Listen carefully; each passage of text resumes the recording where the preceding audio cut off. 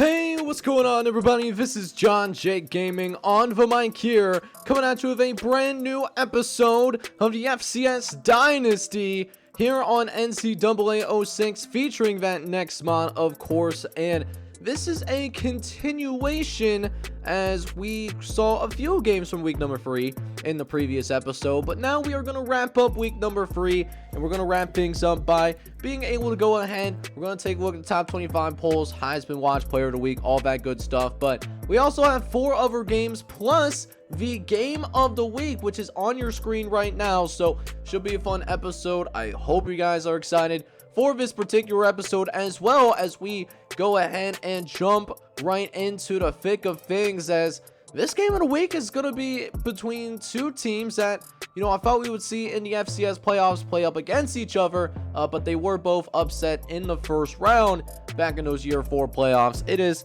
Sam Houston State taking on the Sacramento State Hornets, a top 10 matchup actually, so really excited about this particular game in particular. But we are going to go ahead. We will see Sam Houston State draw that first blood as they're able to get a pick 6 off of Carlos Hall.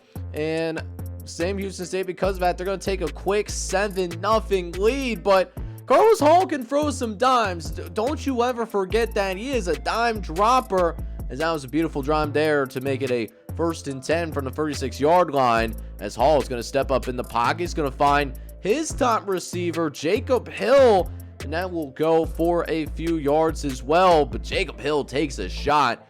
Thankfully, he's watched some hockey highlights, and he'll be hanging around in this game for sure. As now, they're going to try to take their deep shot out down the field, and wow, words are hard, but they're not making this offensive drive look very hard to move the ball whatsoever. Now in Sam Houston State territory and putting together a pretty methodical drive. Later on in the drive, Hall, he wants the touchdown. He wants the big shot, and he's going to get the big shot right there. Touchdown, Sacramento State. And that is a case of Carlos Hall just getting that protection that he was looking for. And we got ourselves a tied football game here between these two very pristine football teams. Two teams that have aspirations to get back to the FCS playoffs once again. Later on, still a tie ball game at 7 apiece. Gonna find the tight end this time around. And this tight end, he's got a little bit of speed going down the sideline. And he is going to be gone like a girl in a country song. Touchdown, Sacramento State.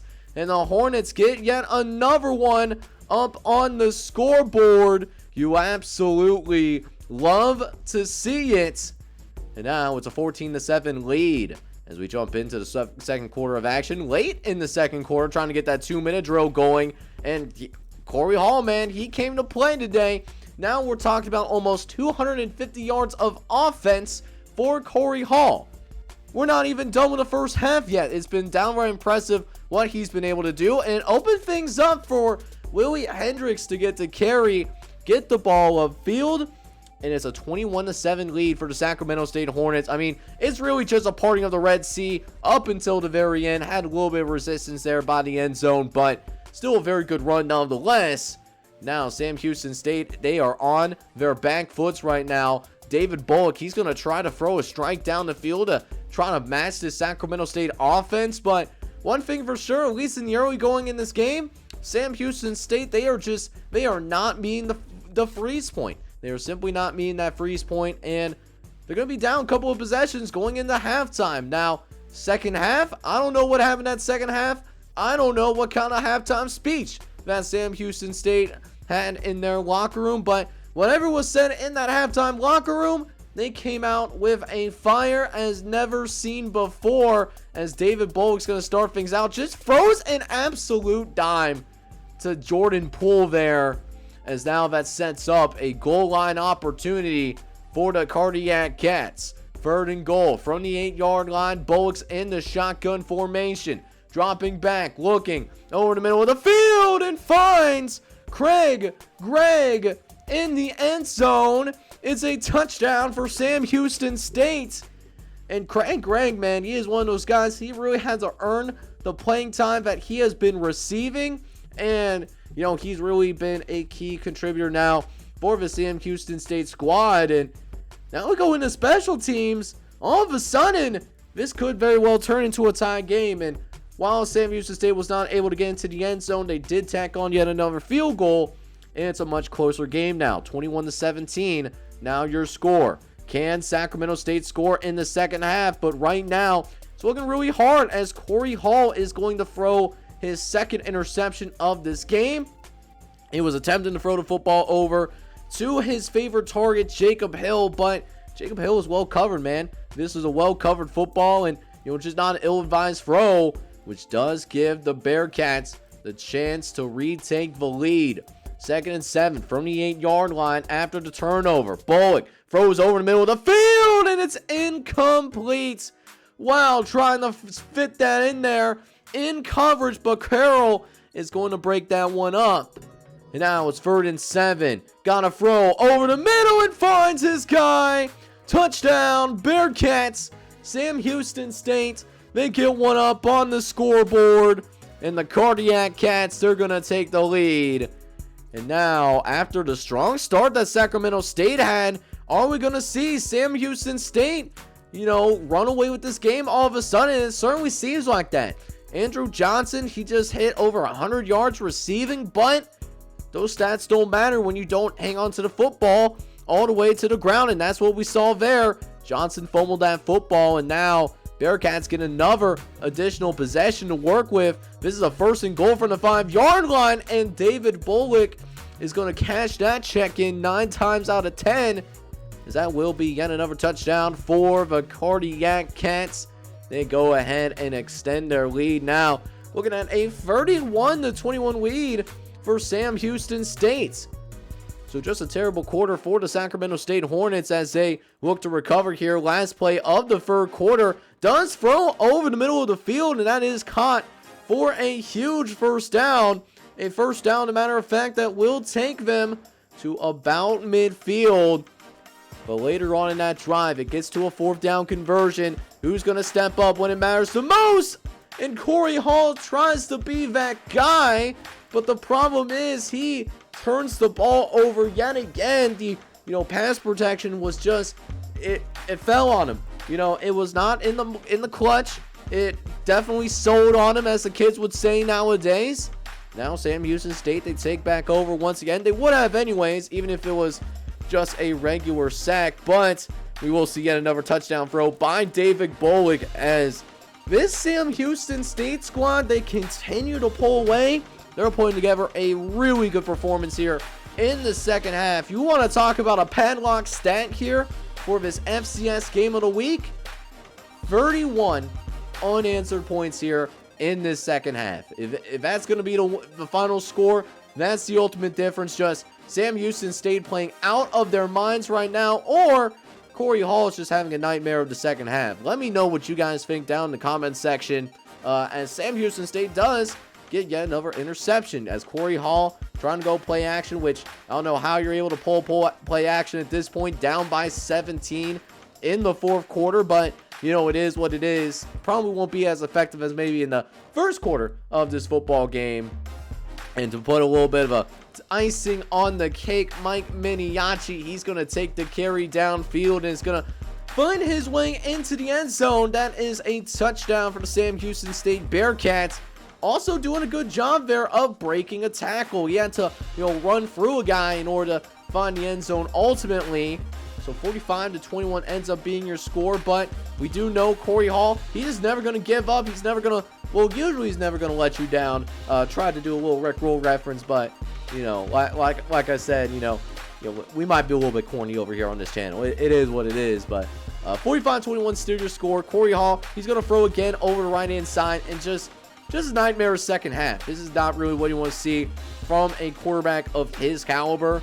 Just really failing to get any good drives going here in the second half. This is a game that Sacramento State should have won, or at the very least, been competitive in, but Sam Houston State gave them credit. They made the adjustments that they need to make in the halftime locker room, and then after they made those adjustments in the halftime locker room, they were able to go ahead. They were able to get that, that big win. And those Bearcats, man, they're still going to be undefeated on the season. Had a 35-10 win last week against Hofstra, and then coming out on the road once again. They still haven't played their first home game of the season, beating a very impressive Sacramento State team that was able to make it to the playoffs. They obviously have a very high ranking. And now we go into the other game that we had planned for the afternoon slate. We got James Madison, who you guys did see was the national runner-up this past season back in year number 4. They're going to be looking to make yet another deep run into the FCS playoffs. They're going to be taking on a team that got a little chip on his shoulder, still looking for their first FCS playoff appearance. They are going to be playing the Towson Tigers here at home. But James Madison, they do have a different quarterback. This is Stephen Terry. He was actually the backup last season for the James Madison Dukes, working with some new weapons as well, but early on showing some pretty solid chemistry with the Brad Aldrousies and the Jonathan Hendersons of the world, as Brad Aldrousie is able to make this nice catch in the open field, gonna go for the first down and puts him in a goal line situation. So could be looking at some quick points for James Madison to begin this game. This would be a great start if that was the case, and finds Kevin Crum in the end zone. Touchdown, James Madison. And the Dukes score first in this one as Stephen Terry puts it on the money there. That is an impressive throw. And now the Towson Tigers, they try to respond back. Down 7-0. Diego Porter, he's going to throw this football over the left-hand side. Does make the catch there in very deep coverage. And that's even with pressure in his face. One thing that James Madison, even though they haven't gotten any sacks, what they have been able to do pretty successfully, they have been able to get to this quarterback and create some pressure. However, haven't really seen that take much effect as of yet, but could have a little bit more of effect as the game goes on. But for now, Towson, they are actually going to respond with a touchdown of their own. As you saw, Diego Romero, one of your guys' customs, actually playing that tight end position for Towson. They puts together a pretty good lead block, but this was surprisingly a pretty low-scoring game, or at least it was a low-scoring game at first, I should say. We'll have to see what happens in that second half, but James Madison, they do get a fumble recovery, and that sets them up inside the 40-yard line, as Terry will go play action. He's going to try to attack downfield right away and finds this custom Jonathan Henderson, the versatile athlete. Can play a little bit of running back, a little bit of safety too. He had multiple positions that this guy could come in and play, but really settled in at wide receiver and able to make some things happen at that wide receiver position. So James Madison, they now have the lead and could very well extend that lead as well after the David Benelli interception. 1st and 10 from the 38-yard line. They're going to try to set up a halfback pass. It's Kyle Lockhart who's going to throw this football, and it's caught. It is caught. And that's a first down for James Madison. That's Brad Aldrousie there to make the catch. Able to set up 1st and goal from the 1-yard line, as we'll see running back getting moved into motion. Will they throw it? Yes, they will indeed, and they will find that end zone once again.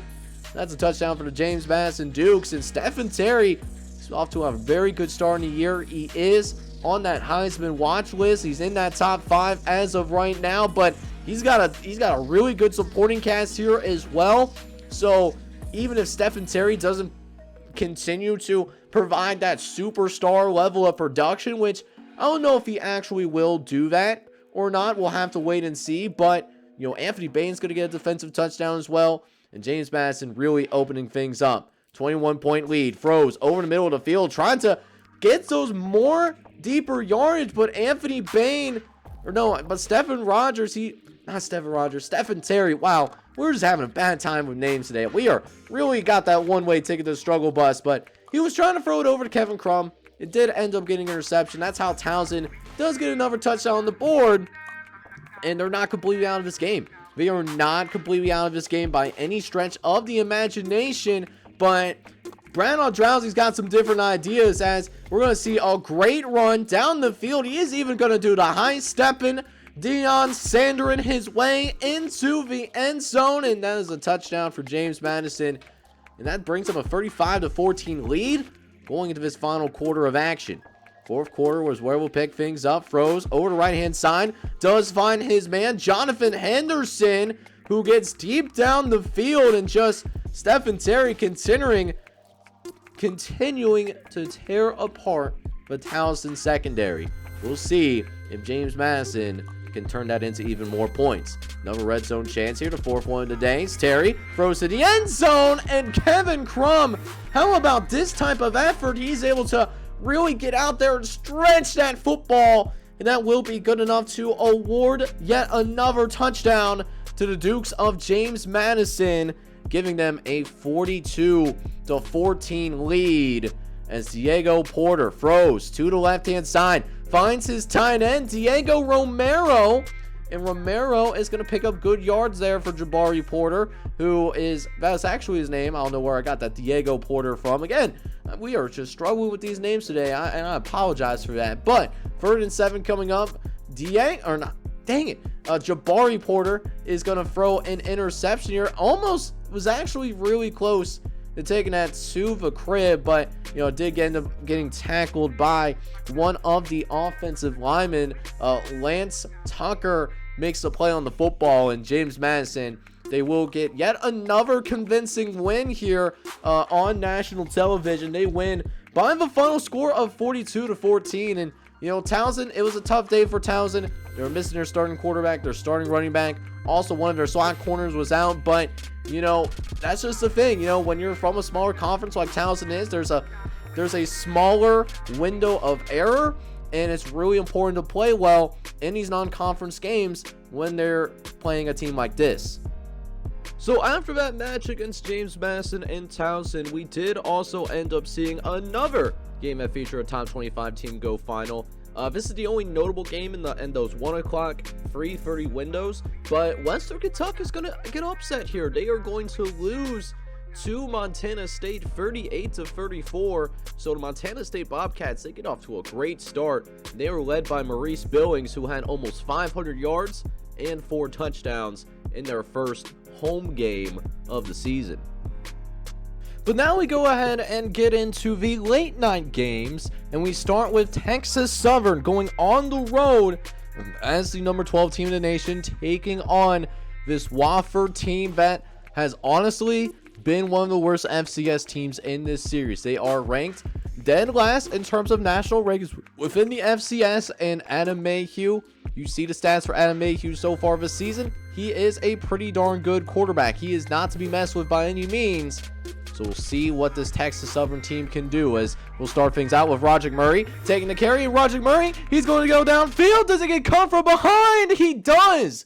Roderick Murray does get caught from behind, and that was almost his 47th touchdown of his collegiate career. I mean, look at this run here. This is a very impressive run, but how about the effort by this safety to simply not give up on the play? You love to see that type of effort, but it will not take long to deny him. Roderick Murray, he's going to find his way into the end zone and will eventually get that 47th touchdown of his college career. Really someone to watch out for as a potential NFL prospect from the FCS level, and you could see why. He has a field day against Wofford. He already has 100 yards rushing, and I'm pretty sure this is just his second drive of the game. He is not messing around. He is kicking butt and taking names. That will be a second rushing touchdown of the game, as we do end up seeing Texas Southern quickly race out to a 14-0 lead. Now, early in the second quarter, we will see Wofford also going 3 and out, as well as we will see the punt return being returned by Solomon West. He's a junior. He is a pretty good ball player himself, and he will also push his way into the end zone. That will also be a touchdown for the Tigers of Texas Southern, who quickly make this a 21-0 lead. Make that 28-0. Another touchdown. Stop me if this sounds like a broken record. They're just getting ran all over the place. So Roderick Murray gets his third rushing touchdown of the game, and shoot, we might mess around and see him hit 50 touchdowns in his career in this game. Not something that I necessarily saw coming. I figured they would win this game against Wofford, but really being tested right now in terms of how much will does Wofford actually have. You never want to say a team is giving up on the season necessarily, because it's so early in the season. They can still turn things around, but where's the effort? They played a lot better against an SEC school in Texas A&M. They played better against those guys than they are doing against Texas Southern. It's so crazy to believe that. I mean, it's 35-0, and Dakota Townsend, he's a true freshman. He's the starting quarterback for this football team, and listen, his stats are not going to look good so far through the first few games of the season, but I mean, look what he's got to work around him. I mean, would any quarterback honestly succeed with the talent that Wofford has outside of the running back, or not outside running back, but outside of the quarterback position, as that will be the 50th career touchdown for Roderick Murray. He will quickly make this a 42-0 lead, as that's another 26-yard touchdown. And what he does here is straight disrespectful. He spins out of a tackle, as Texas Southern will quickly win this game. It was 49-0. So we now go ahead and jump into another game, and I'm really hoping that this game is a little bit more on the competitive side here in this one. I mean, what we just saw with Texas Southern and Wofford, that was not a college football game. I witnessed somebody's funeral, it seemed like, with how dead silent it was in that stadium. So hopefully this game is a little bit more competitive, as South Dakota State, they go on the road and take on Southern. But Southern, they still do not have their starting quarterback, Eric Mason. He's a true freshman. He'll step in for the injured Flair McNair.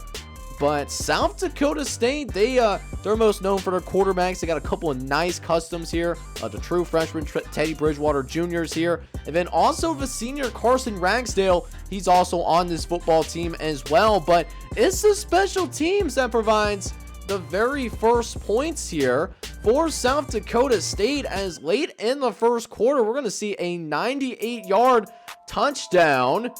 And South Dakota State, they're going to remain competitive, and it really begs the question, when is this Southern team going to wake up? They did not put together a very good performance back in week number 2 when they played up against the Brown Bears. Now here they are, they're taking on another unranked team in South Dakota State, one that has even less experience in the playoffs because they never been to the FCS playoffs. And now South Dakota State, they got a chance to go ahead, try to take the lead before going into halftime, and Carson Ragsdale does put that football right where it needs to be, but same thing with Dakota Townsend, except Carson Ragsdale, he's frankly a little bit more experienced and a little bit more talented as well. When he was a true freshman first coming into the series, the talent level around Carson Ragsdale is not that great, which is why they have not been able to go to the FCS playoffs. And Eric Mason, he's a true freshman, still trying to get his footing at the college level. He's going to take advantage of that, get his first career collegiate touchdown pass, but he'll also turn the football over, as South Dakota State, they do force said turnover, and that will mean that South Dakota State, them Jackrabbits, they're going to have a chance to make this at least a one-possession game, as that was Carpenter that was able to win his one-on-one matchup. But that's the crazy part, is South Dakota State, they cannot capitalize. They do not get any points there. But Colby Pace, he tries to take it to the outside and is going to fumble this football on the ground. And Southern, they are badly losing right now. It's a 3-to-1 ratio. That time, South Dakota State does take advantage. They get a field goal out of it, making it 16-10, your current score. And then we start to see those running backs go to work. Colby Pace, who was someone that we highlighted early on in the season, someone that will need to take a huge role in this offense this year. He really needs to have a breakout campaign, even a better season than he had last year, if Southern wants to get back to the FCS playoffs. So far, so good. 16-10 your score, but Eric Mason, he's going to make a costly mistake. I mean, you don't need to throw this football. This was in a tight window. You at least had the field goal. You could have at least made this a 2-score game. Instead, you put it in the hands of Carson Ragsdale, who, throws yet another beautiful ball, but his receiver is going to fold on him, and Yet another touchdown is going to be scored for the Southern Jaguars, as that is taken all the way back to the crib, and that will make it a 23-10 game.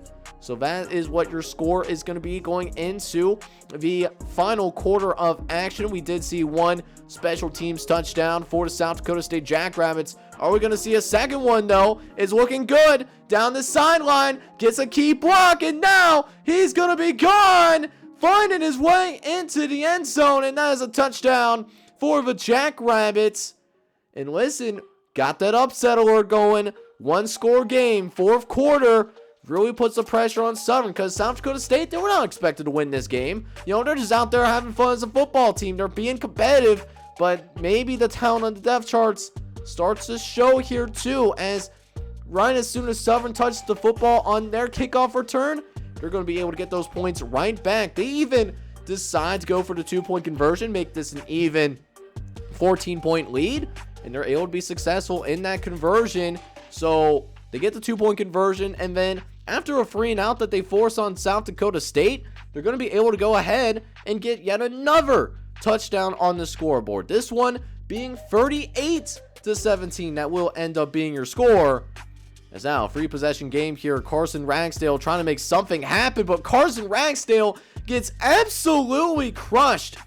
Just what do you do? What do you do there? I mean, you're trying to make something happen here, as Carson Ragsdale gets absolutely crushed by Moore. There was another linebacker that came in. He's able to pick up the fumble.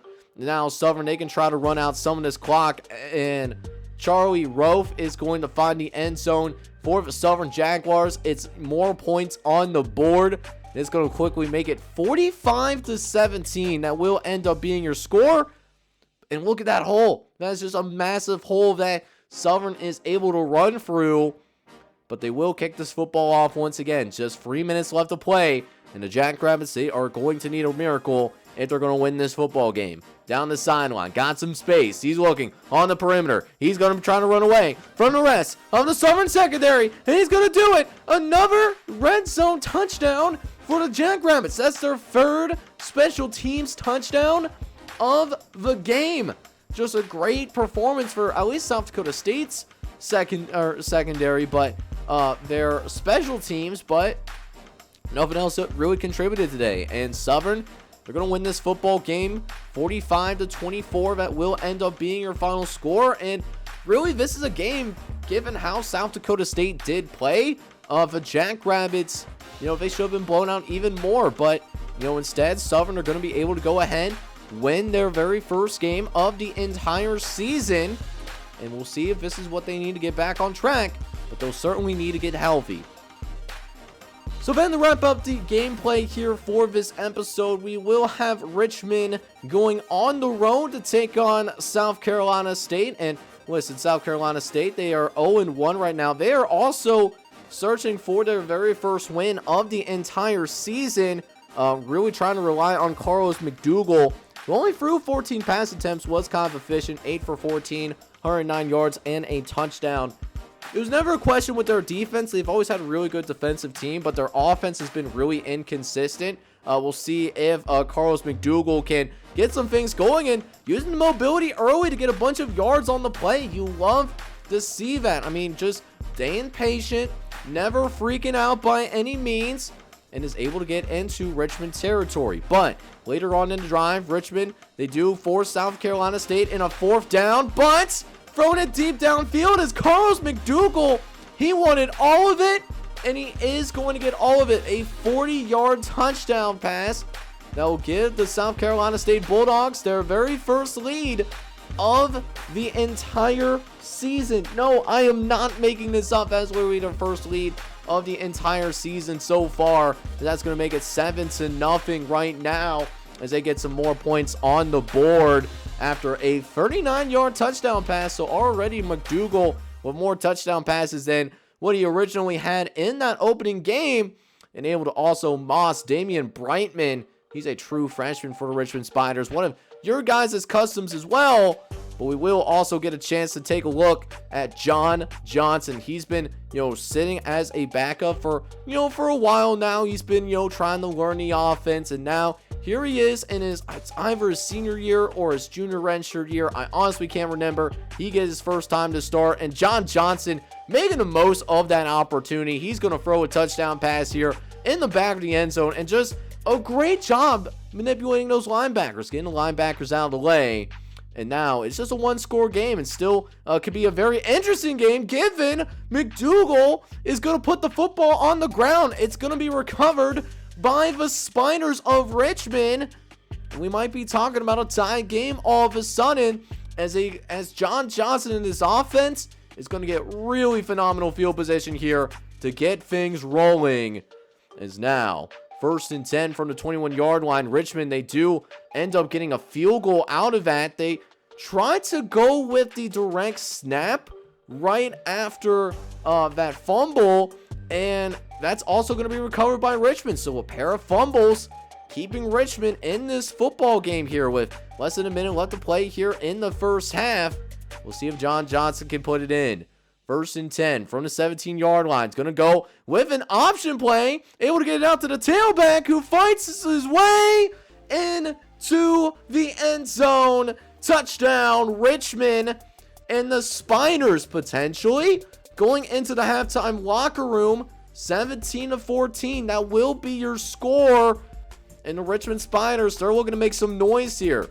We'll see. 31 seconds left, 40.5 though. That's going to be your score going into halftime. McDougal throws over the left-hand side, and that will be picked off by Damian Brightman, who's going to help this defense get its third turnover of the game. And a huge reason why Richmond is up right now is because they're forcing a lot of mistakes on the opposite end. And John Johnson, not really lighting the world up on fire. That's not necessarily an accurate statement, but John Johnson certainly doing his job here. Chance to extend the lead going into halftime too, but that will also end up being intercepted. So that could have been one of those things where they could have gotten a field goal and make it 20-14 because there's only 13 seconds left. There's no reason for John Johnson to make this throw. And as someone that, has been around for a while, you got to hold on to that football. Take the sack, throw it away, do something that's not putting it in to risk of other players, right? That's really what it barrels down to. But lost opportunity. Richmond, they still have the lead, at least for a little bit, but South Carolina State get another touchdown pass from Carlos McDougal, and McDougal will get his first touchdown pass of the game. Throws a strike out to the left-hand side, breaks a tackle too, and just runs away from the rest of that secondary.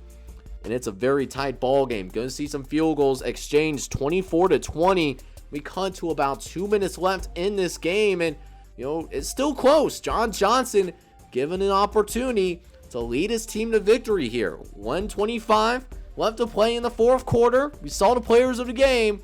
We'll see if John Johnson can etch himself there. Looking, got a clean pocket, fires down the right-hand side, and it's caught! It's caught! First down for the Richmond Spiders. And now just 30 yards separating Richmond and taking the lead right now. Are you kidding me? I mean, look at this throw right here. One-on-one, trusting your guy to make a play. He does that.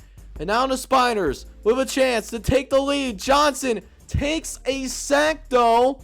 Tony Cronin able to get in there and get his first sack of the season. And it's going to come down to this. 4th down, 13 yards to go. Richmond is 2 for 2 on 4th down conversions today. Johnson fires left-hand side, and I have no idea, legitimately no idea how you go about getting that ball in coverage. Look at this window. That is not a very large window at all. And now all the pressure on McDougal. 3 touchdown passes. He needs 4. Can he get a 4th? And he does! He gets the 4th touchdown pass of the game and needs every bit of it. 16 seconds left, and McDougal, with his team facing an 0-2 start, he says, not today. And McDougal, being brave and staying tough in the pocket, leads his team to victory but give credit to that Richmond squad. Richmond, they fought tooth and nail. Team to watch out for in Conference USA. I'll tell you that much. You know, Richmond has played some pretty good teams so far this year. That's all I'm going to say as of right now. But South Carolina State, they can enjoy this win. Not only is it their first win of the season, but this was really important if you wanted to go about getting into the FCS playoffs, because if you go 0-2 and then you go into ACC play, then you're talking about a team that would really need to win their conference in order to go to FCS playoffs. But with this win, at least they will be provided with at least just a little bit more flexibility to work with moving forward. So before we go ahead and check out the ESPN Sports Illustrated magazine, let's go ahead and check out some of the later scores that we did not get a chance to see in gameplay. We'll start with our user coaches, as Coach Credible is trying to coach up that Florida A&M team. Had a winning year last year, but not a good start to the year number 5. They lose big against Northern Iowa, 49-14. An impressive win for that Northern Iowa program. As for the number 1 team in the nation, though, New Hampshire opens up against New Mexico State, and New Hampshire takes care of business, winning 42-23 and winning their opener on the road. Akron will also do the same thing after their close win against Penn. They put those early concerns to rest, blowing out Idaho 57-35 to get to 2-0. As for Northwestern State, they also get to a strong 2-0 start to the year as they blow out the Hofstra Pride in their home game, winning 42-10 as they look to get into the top 15. Georgia Southern also maintaining their long winning streak. They're closing in on, 20 games. They are now going to be officially on a 19-game winning streak as they beat Troy 27-9 in non-conference play. That being said, we do get some blowouts in the late game as Texas State, they get their first win of the season, blowing out Western Illinois 56-14 as those Leatherbacks are still looking for their first win of the season. As for Tennessee Martin, they'll also do the same thing on the road, blowing out the Bulls of Buffalo. Tennessee Martin wins 40-10 as they prove that they're a top 10 team in the country. And to round out this studio update, Southern Utah went on the road to take on Eastern Michigan, and Eastern Michigan will get their first win of the season, blowing out the Thunderbirds by a final score of 37-6, get their first win of the year. Also, we have Southeast Louisiana taking on Appalachian State in an early conference game, and the Lions do take care of business, beating up on App State, prevailing by a final score of 42-35. And now we'll go ahead and see what that Sports Illustrated magazine is looking like. So now we take a peek at the Sports Illustrated magazine, and a little bit of love given to Nicholls State as they're able to beat Eastern Kentucky on the road. But will that be enough to get into the top 25? We're going to go ahead and find that now, and at least your top 5, it does remain exactly the same.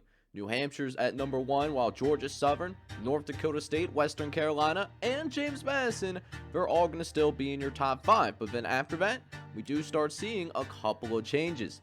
San Houston State moves up to number 6 in the country after a 24-point win over Sacramento State.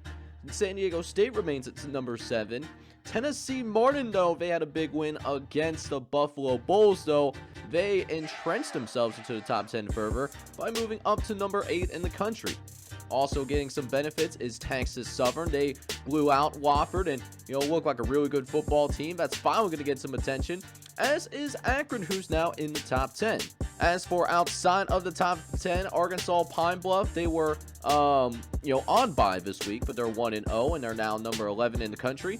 Sacramento State, though, taking that 24-point loss to Sam Houston State, they moved down 6 spots, but still are a very talented football team. The same could very well be said for Chattanooga as well. They move up to the number 13 team in the nation in spite of being on bye. As does Southeast Missouri State, they rebound. They got their first win in the season. Northwestern State looks good too. Each of those schools moving up 2 spots. Portland State, however, after the shocking loss to Maine, they lose 7 spots. And winless still on the year. They're 0-1 and sitting at number 16 in the country. Eastern Illinois, though, they still have some respect. Still haven't played a game yet. So that's really interesting to see. We'll see what happens with Eastern Illinois, but Southern, they do recover. They beat South Dakota State by 21, but that was closer than what that score ultimately says. Eastern Kentucky is at number 19. They fall 8 spots. And then rounding out your top 25, we got Southeastern at 20. South Carolina State at number 21, barely escaping Richmond. And then a few unranked teams coming in. Nicholls State at 22. Northern Arizona, they move up 1 spot. And then we have Maine at 24, their first time in the AP top 25. And Eastern Washington comes back in. They're at number 25 in the country. As for other schools that are currently receiving votes as well, Sanford is the number 26 ranked team with Kent State tied with them. Weber State is also receiving votes, as is Western Kentucky. Western Kentucky, one of the teams that recently fell out of the top 25. But we do also see some pretty seismic movement in the Heisman watch as well. And while Stephen Robinson is still standing at the top, there is some new players that are chasing him down. Roderick Murray is the biggest threat. He's a senior running back. This man right here, you know, he's seen the FCS playoffs in his freshman year. His team is finally eligible again, never transferred, never left the program. Has 8 rushing touchdowns so far in the year already. Dude is having a fantastic season, and he deserves all the success that he's been receiving so far. As does Dustin Arnold, who helped beat Rhode Island 350 yards through the air. Very good, but, you know, moves down to number 3. And then, of course, rounding out your Heisman watch for now, Eric Washington, the junior wide receiver from Northwestern State. He's already got 320 yards and 4 touchdowns in just 2 games of action so far. And Stephen Terry is in here as well. Still has not thrown a single interception in this entire season. 675 yards, 7 touchdowns, no interceptions, I believe. We'll double check. Okay, he has thrown 1 interception, but, you know, sat behind for a little while. He's now getting his chance, and he's making the most of it. And finally, we have your NCAA Players of the Week, and no surprise, on the offensive side of football, we got Roderick Murray. He had those 5 touchdowns against Wofford, so I'm not surprised that he's on there. However, a little bit on the defensive side of the ball, it wasn't as clear, but Anthony Bain proved himself Defensive Player of the Week here for week number 3, as in that big win against Towson, he had 6 tackles, 4 of which were behind the line of scrimmage, multiple sacks to go with it as well, a forced fumble, which he then takes to the crib and gets that defensive touchdown. So congratulations to Anthony Bain and Roderick Murray for being recognized as NCAA Players of the Week. So that's going to wrap things up here for week number 3 of the FCS Dynasty. Getting that 5th season of FCS football underway, and it's been really fun to watch all these things develop. It's been fantastic to see, and I hope you guys have been enjoying it. If you have, I need you guys to go ahead and do me a pretty big favor. Go ahead, smack that like button for me. Hit that subscribe button as well if you do have to be brand new and you like what you see here on the channel. This is John J Gaming on the mic signing off, but I'm hoping that you're all out there having a good one. Take care, everybody.